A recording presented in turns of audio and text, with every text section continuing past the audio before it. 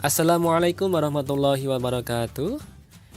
Kami ucapkan selamat kepada para siswa karena telah menyelesaikan materi bab 1 mengenai dinamika perwujudan Pancasila dari masa ke masa. Pada video ini akan dilanjutkan materi dari kelas 9. Untuk bab 2 akan membahas mengenai pembukaan Undang-Undang Dasar Negara Republik Indonesia tahun 1945. Untuk video yang pertama ini akan dibahas mengenai makna alinea pembukaan UUD 1945. Tentunya kalian sudah sering sekali mendengarkan pembacaan dari pembukaan UUD 1945. Namun, apakah kalian sudah tahu apa makna dari setiap alinea dari pembukaan tersebut? Maka untuk video kali ini kita akan membahasnya bersama-sama. Sebelum itu, mari kita lihat dulu kompetensi dasar pada materi kita kali ini. Ada 4 kompetensi. Yang pertama adalah sikap spiritual, yang kedua adalah sikap sosial, yang ketiga adalah kompetensi pengetahuan, dan yang keempat adalah kompetensi keterampilan. Pada video ini diharapkan setelah kalian melihatnya, kemudian melakukan pembelajaran, kalian diharapkan bisa menjelaskan makna alinea pembukaan UUD 1945. Baik, itu tadi KD dan indikator pencapaian kompetensi dasar. Maka mari kita mulai pembelajaran kita pada hari ini.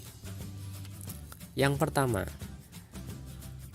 ini saya tunjukkan naskah pembukaan Undang-Undang Dasar untuk mengingatkan kembali kepada kalian.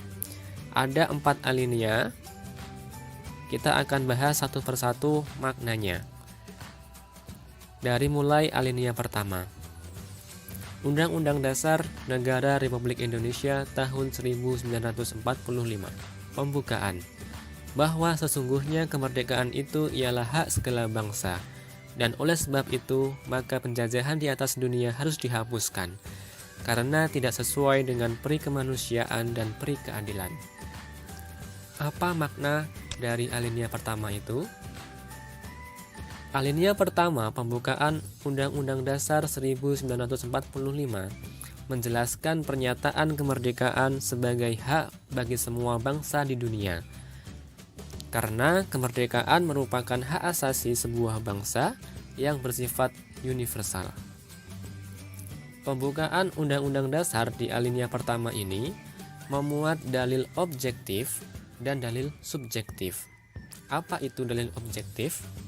Penjajah bertindak sewenang-wenang terhadap bangsa dan manusia lainnya.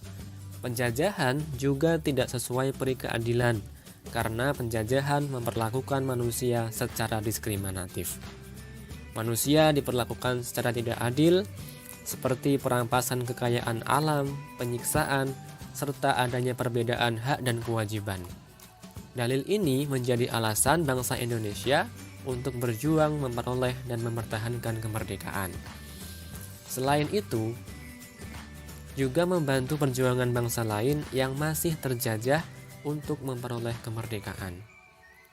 Pernyataan ini objektif karena diakui oleh bangsa-bangsa yang beradab di dunia. Jadi maksudnya dalil objektif adalah dalil itu atau alasan itu memang diakui oleh bangsa-bangsa yang ada di dunia ini. Semua negara, semua bangsa pasti setuju bahwasannya penjajahan itu tidak sesuai dengan peri kemanusiaan dan peri keadilan. Itulah makna dalil objektif. Nah, kemudian yang kedua adalah dalil subjektif. Apa itu dalil subjektif? Dalil subjektif yaitu aspirasi bangsa Indonesia untuk melepaskan diri dari penjajahan. Pada intinya, dalil subjektif ini adalah alasan dari bangsa Indonesia sendiri mengapa kok bangsa kita harus merdeka. Ya karena bangsa Indonesia setelah dijajah merasakan penderitaan yang sangat luar biasa. Ya, rakyatnya menderita, kelaparan, kemiskinan, dan lain sebagainya. Kemudian terjadinya perampasan hak. Nah, itulah mengapa kok Indonesia harus merdeka, ya karena sangat menderita. Itulah namanya dalil subjektif. Tetapi kalau objektif tadi, alasan yang memang diakui oleh bangsa-bangsa yang ada di dunia. Pastinya semua bangsa setuju bahwasanya penjajahan itu tidak sesuai dengan peri kemanusiaan dan peri keadilan. Kemudian alinea kedua. Dan perjuangan pergerakan kemerdekaan Indonesia telah sampailah kepada saat yang berbahagia, dengan selamat sentosa mengantarkan rakyat Indonesia ke depan pintu gerbang kemerdekaan negara Indonesia yang merdeka, bersatu, berdaulat, adil, dan makmur. Apa maknanya? Alinea kedua menunjukkan ketepatan dan ketajaman penilaian bangsa Indonesia terhadap yang pertama, bahwa perjuangan bangsa Indonesia telah mencapai tingkat yang menentukan. Kedua, bahwa momentum yang telah dicapai harus dimanfaatkan untuk menyatakan kemerdekaan. Dan yang ketiga, kemerdekaan harus diisi dengan mewujudkan negara Indonesia yang merdeka, bersatu, berdaulat, adil, dan makmur.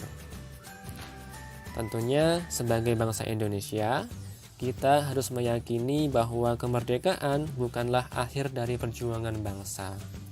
Kemerdekaan yang diraih harus mampu mengantarkan rakyat Indonesia menuju cita-cita nasional, yaitu negara yang merdeka, bersatu, berdaulat, adil, dan makmur. Itulah makna dari alinea kedua. Selanjutnya, alinea ketiga. Atas berkat rahmat Allah yang Maha Kuasa dan dengan didorongkan oleh keinginan luhur supaya berkehidupan kebangsaan yang bebas, maka rakyat Indonesia menyatakan dengan ini kemerdekaannya.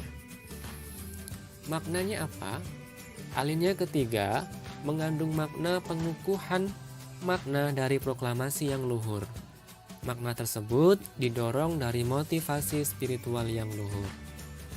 Alinea ketiga memuat bahwa kemerdekaan didorong oleh motivasi spiritual, yaitu kemerdekaan yang dicapai oleh bangsa Indonesia merupakan berkat rahmat Allah yang Maha Kuasa.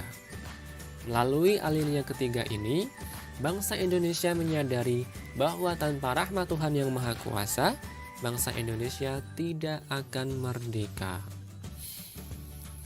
Itulah makna dari alinea ketiga. Kemudian alinea keempat, mari kita lihat dulu maknanya. Alinea keempat mengandung tujuan negara, bentuk negara, dan dasar negara. Yang pertama, tujuan negara.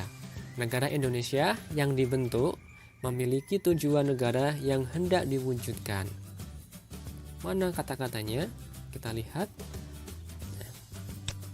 Kemudian daripada itu, untuk membentuk suatu pemerintah negara Indonesia yang, nah inilah tujuan negara kita, melindungi segenap bangsa Indonesia dan seluruh tumpah darah Indonesia, dan untuk memajukan kesejahteraan umum, mencerdaskan kehidupan bangsa, dan ikut melaksanakan ketertiban dunia yang berdasarkan kemerdekaan, perdamaian abadi, dan keadilan sosial.